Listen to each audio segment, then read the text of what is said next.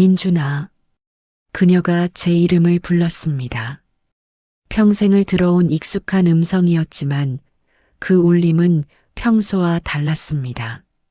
마치 떨리는 현악기의 줄이 끊어지기 직전의 비명처럼 가늘고 위태로웠습니다.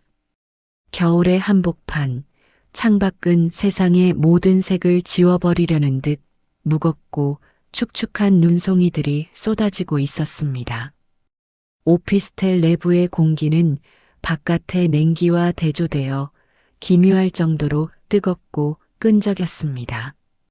거실의 작은 스탠드 조명만이 주황빛 그림자를 길게 들이우고 있었고 그 그림자 끝에는 저와 현주 고모가 위태롭게 마주 서 있었습니다. 23살의 저와 43살의 고모. 20살이라는 아득한 나이 차이. 조카와 고모라는 혈연의 금기. 세상이 정한 견고한 선 위에 선 두 사람. 하지만 저희는 멈출 수 없었습니다. 아니, 멈추고 싶지 않았습니다. 지금부터 그 겨울 고모의 집에서 벌어진 뜨겁고도 아픈 이야기를 시작합니다. 구독과 좋아요를 눌러주시면 좋은 사연을 준비하는데 큰 힘이 됩니다. 그리고 댓글로 여러분의 솔직한 의견을 올려주세요. 겨울바람이 아파트 단지의 나무들을 사정없이 몰아치던 12월 중순이었습니다. 취업 준비와 학업으로 지쳐있던 제게 어머니는 조심스럽게 봉투 하나를 건네셨습니다. 민준아, 이번 주말에 시간 좀 내서 현주 고모 집에 다녀오렴. 이혼하고 혼자 지낸 지도 벌써 3년인데 요즘 통 연락이 없어서 마음이 쓰이네. 엄마가 반찬 몇 가지랑 영양제 좀 챙겼으니 갖다 주고 와. 현주 고모. 그녀는 제 어린 시절의 히어로였습니다. 보수적인 아버지 밑에서 숨이 막힐 때마다 고모는 재미지 되어 주었고 서울에서 대학 생활을 시작했을 때도 난 모르게 용돈을 쥐어주던 분이었죠. 하지만 3년 전 고모부의 외도로 고통스러운 이혼 과정을 겪은 뒤로 그녀는 가족들과의 거리를 두기 시작했습니다. 토요일 오후 고모가 혼자 살고 있다는 강남의 한 오피스텔로 향했습니다. 세련되었지만 어딘지 모르게 고립된 느낌을 주는 건물. 엘리베이터가 고층을 향해 올라가는 동안 제 심장은 이유 없이 빠르게 뛰었습니다. 띵! 12층 도착을 알리는 소리와 함께 문이 열렸고 저는 1204호벨을 눌렀습니다. 잠시 후 안에서 도어락 해제 소리가 들리고 문이 열렸습니다. 문을 열고 나타난 그녀를 본 순간 저는 들고 있던 짐가방을 떨어뜨릴 뻔했습니다. 제 기억 속에 박제되어 있던 다정하고 털털한 고모의 모습은 그곳에 없었습니다. 대신 단정한 차콜 니트 원피스를 입고 짧게 자른 단발머리가 목선을 따라 우아하게 흐르는 여인이 서 있었습니다. 화장은 연했지만 오히려 그 민낯에 가까운 깨끗함이 그녀의 나이를 잊게 만들었습니다. 민준아, 정말 오랜만이야? 엄마한테 소식 들었어. 어서 들어오렴. 집 안으로 들어서자 은은한 라벤더 향과 커피 향이 섞인 고모만의 채취가 제 코끝을 간지럽혔습니다. 집은 고모의 성격처럼 아주 깔끔하게 정돈되어 있었지만 미니멀한 인테리어 때문인지 주인의 외로움을 대변하듯 서늘한 기운이 거실 곳곳에 감돌고 있었습니다. 앉아 있어. 마실 것 좀 내올게. 따뜻한 차가 좋겠지? 아니요, 고모. 그냥 시원한 물 한 잔만 주세요. 고모가 주방으로 향하는 사이 저는 소파에 앉아 집안을 둘러보았습니다. 벽에 걸린 사진첩에는 고모의 독사진들만 남아 있었고 고모부의 흔적은 그 어디에도 없었습니다. 주방에서 컵에 물을 따르는 고모의 뒷모습을 가만히 지켜보았습니다.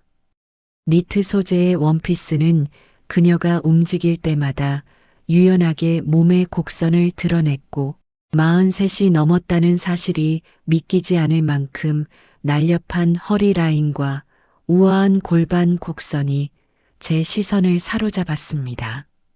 자, 여기 물. 고모가 물잔을 건네며 제 옆자리에 앉았습니다. 소파가 살짝 내려앉으며 그녀의 온기가 제 허벅지 옆으로 전해졌습니다. 고모, 잘 지내셨어요? 혼자 지내니까 많이 적막하진 않으세요? 제 질문에 고모는 씁쓸하게 웃으며 차잔을 만지작거렸습니다. 외롭지? 사실 아주 많이 외롭단다. 민준아. 누군가와 소소한 일상을 공유하고 싶어도 이 넓은 집엔 나 혼자뿐이니까. 처음엔 해방감이 들었는데 시간이 갈수록 고요함이 공포로 다가오더라고. 왜 재혼 생각은 안 하세요? 고모, 지금도 충분히 예쁘시고 능력도 있으시잖아요. 글쎄, 다시 누군가에게 마음의 문을 연다는 게 이젠 무서워지더라고.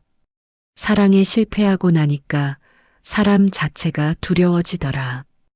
혼자인 게 편하면서도 누군가의 온기가 사무치게 그리운 모순 속에 살고 있어. 저는 고모의 눈을 피하지 않고 똑바로 응시하며 말했습니다. 제 눈엔 지금 고모가 세상에서 제일 아름다워 보여요. 20대 여대생들보다 훨씬 더 깊이 있고 섹시하세요. 고모 스스로만 모르고 계신 거예요. 제 파격적인 칭찬에 고모는 당황한 듯 눈동자를 크게 굴렸습니다.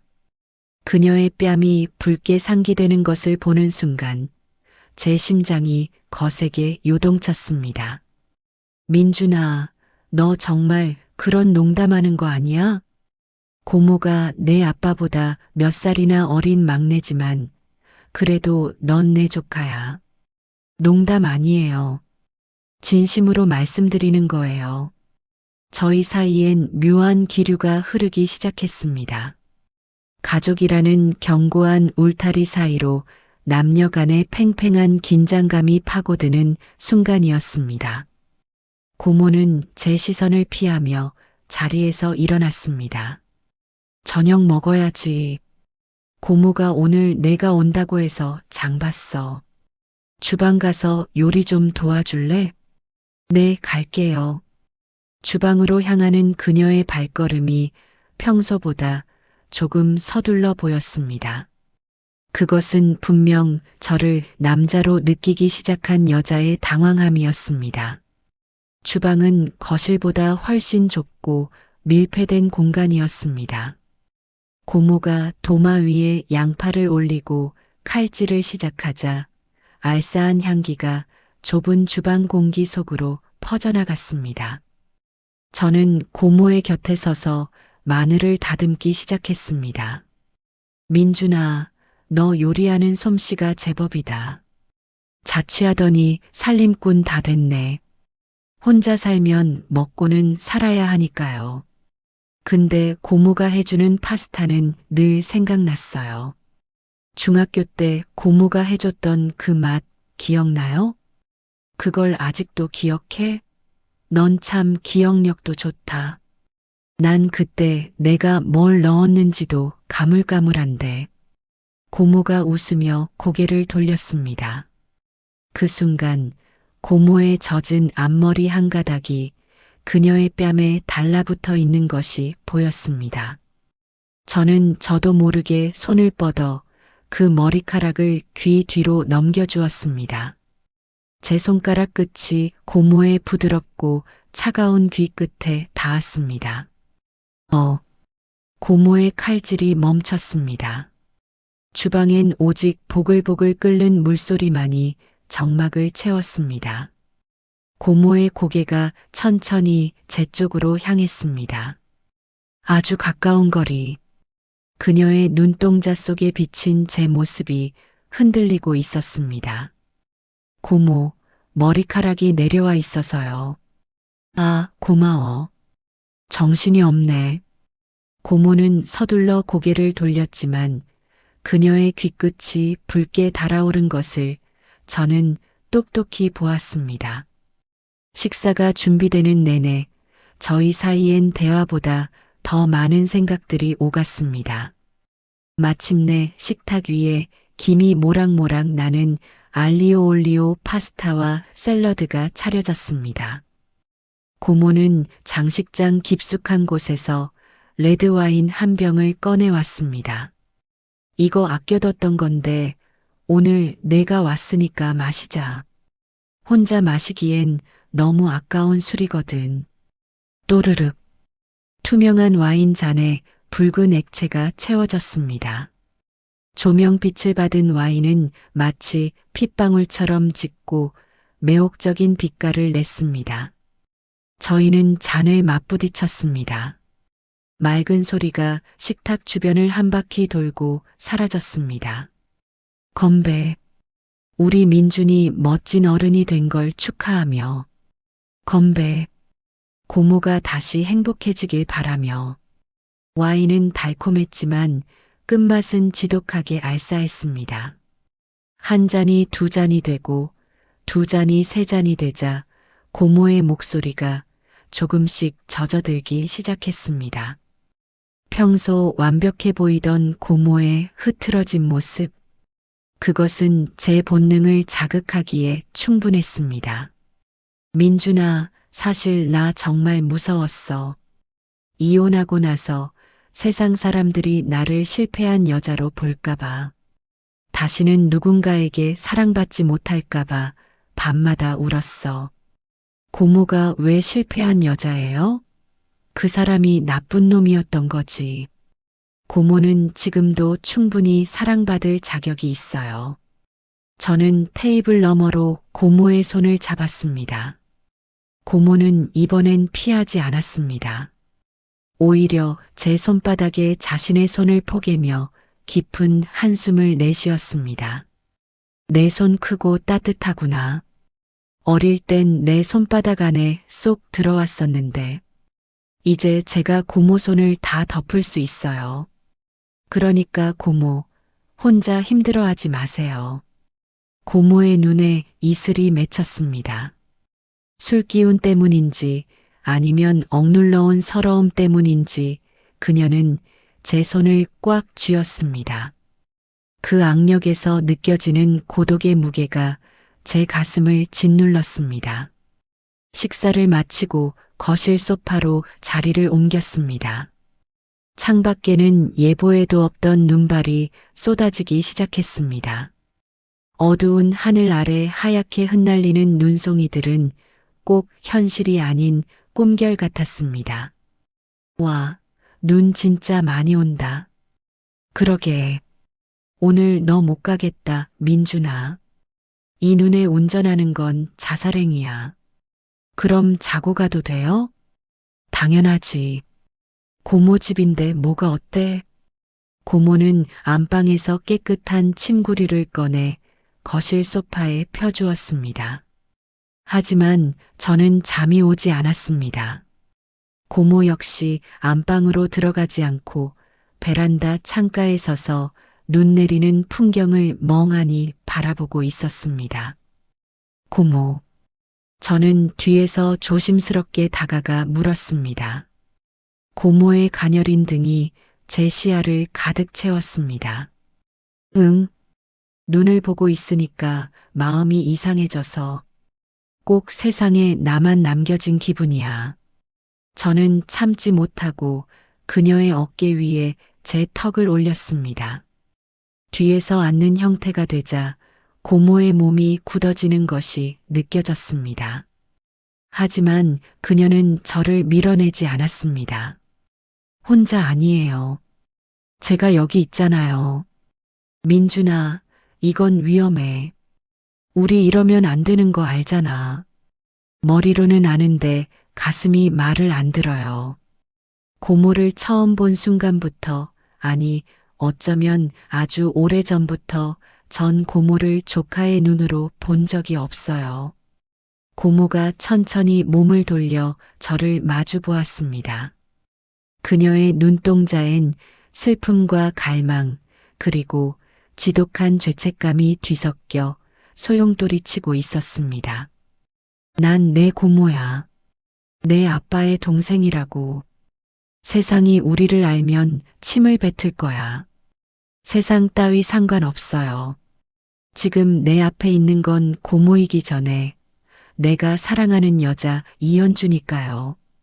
제 도발적인 고백에 고모의 호흡이 거칠어졌습니다. 그녀의 시선이 제 입술에 머물렀다 떨어지기를 반복했습니다. 후회할 거야. 넌 아직 젊고 만날 수 있는 여자가 많아. 나 같은 여자한테 묶여서 내 인생을 망치지 마. 망쳐도 좋아요. 아니, 고모한테 망가지는 거라면 환영이에요. 저는 더 이상 참지 못하고 고모의 허리를 감싸 제 쪽으로 끌어당겼습니다. 얇은 원피스 너머로 그녀의 뜨거운 체온이 제 몸으로 스며들었습니다. 민준아. 아. 고모의 작은 신음소리가 제 이성의 마지막 끈을 끊어버렸습니다. 저는 고개를 숙여 그녀의 입술을 삼켰습니다. 처음엔 조심스러웠지만 고모가 제 목을 감싸며 응답해오는 순간 키스는 격정적으로 변했습니다. 와인의 쌉싸름한 맛과 그녀의 달콤한 타액이 뒤섞였습니다. 혀와 혀가 얽힐 때마다 뇌가 마비되는 듯한 쾌락이 전신을 강타했습니다. 고모는 제 옷자락을 꽉 움켜쥐며 매달려 왔습니다. 평생을 고모라는 이름 아래 억눌러왔던 욕망이 수문이 터지듯 쏟아져 나오는 순간이었습니다. 저희는 서로의 숨결을 뺏으며 거실 소파로 쓰러지듯 몸을 뉘었습니다.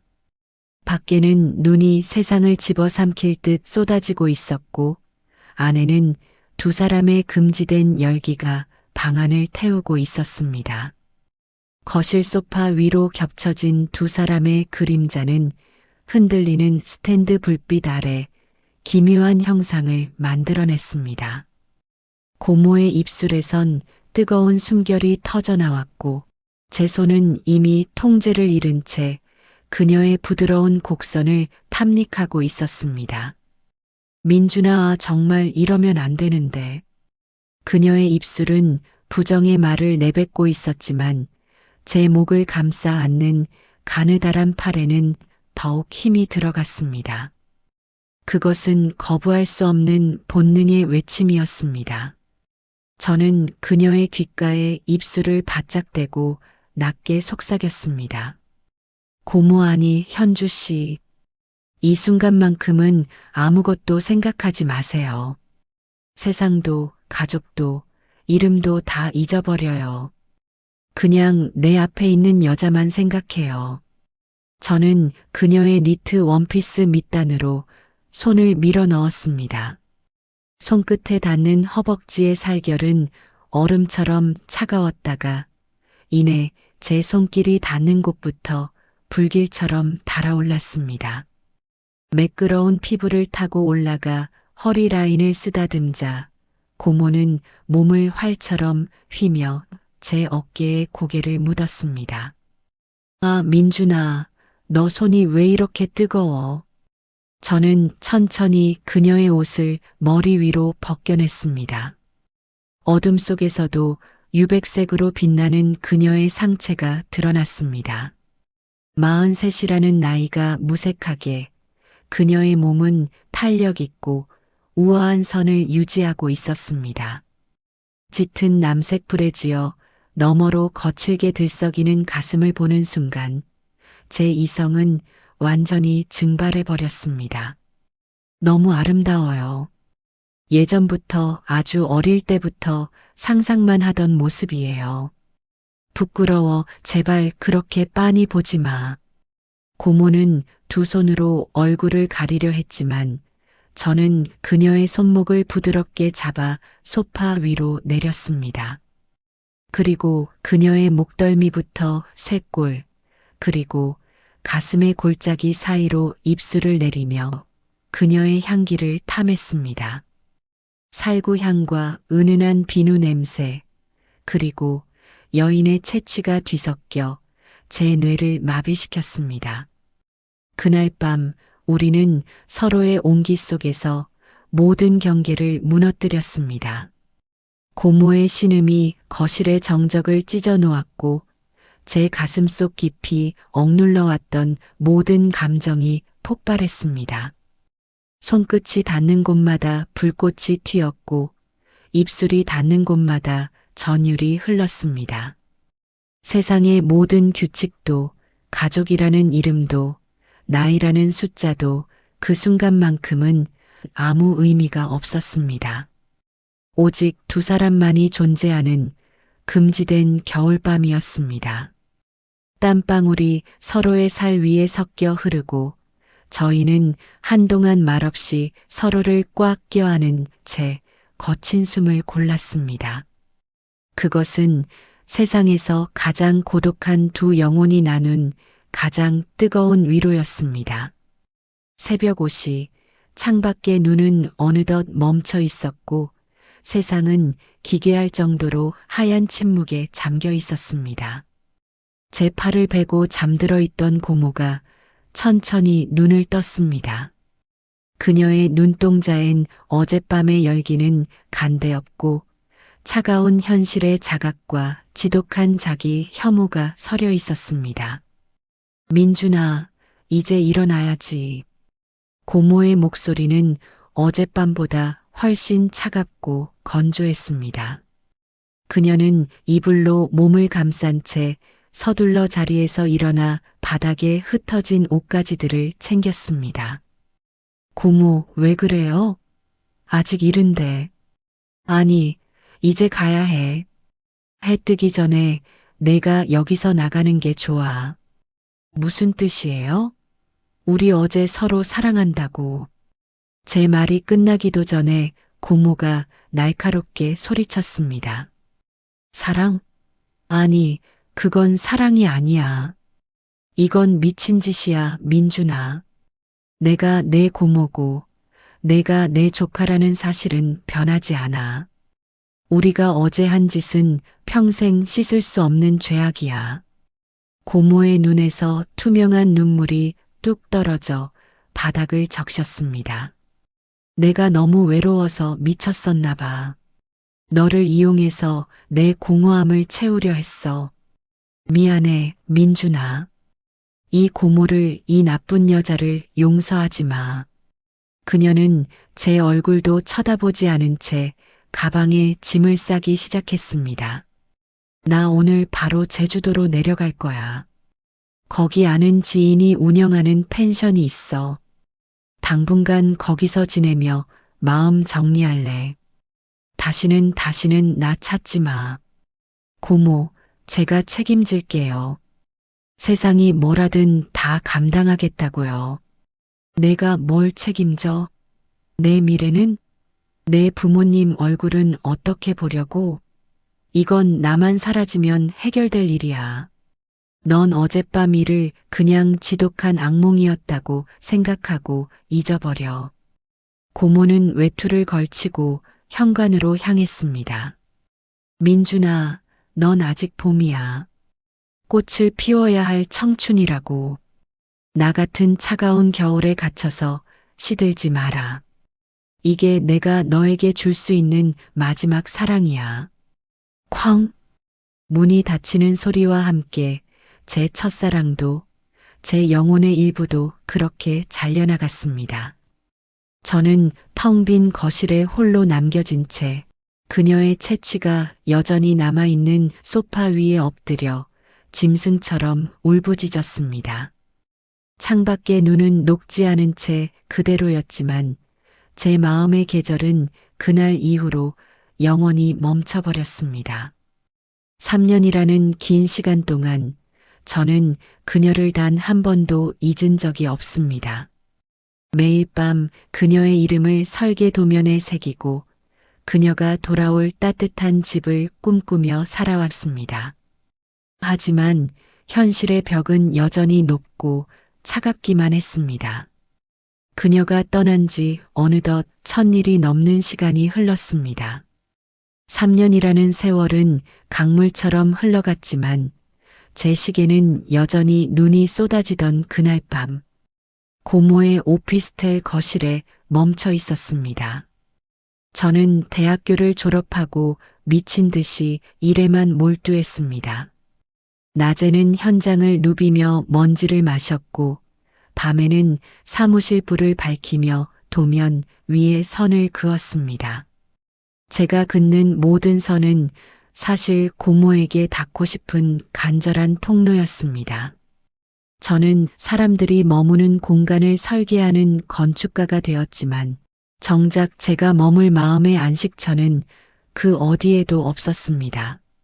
민준 씨, 이번에 설계한 겨울의 숲 갤러리 말이에요. 왜 건물 정중앙에 그토록 큰 중정을 비워둔 건가요? 공간 낭비 아닌가요? 동료의 물음에 저는 그저 옅은 미소를 지으며 대답했습니다. 그곳은 누군가를 기다리는 자리예요. 세상에서 가장 차가운 눈이 내려도 그 앞만큼은 가장 따뜻할 수 있도록 설계한 저만의 기도 같은 곳이죠. 저는 고모가 살던 그 오피스텔을 제 첫 월급과 대출을 쏟아부어 매입했습니다.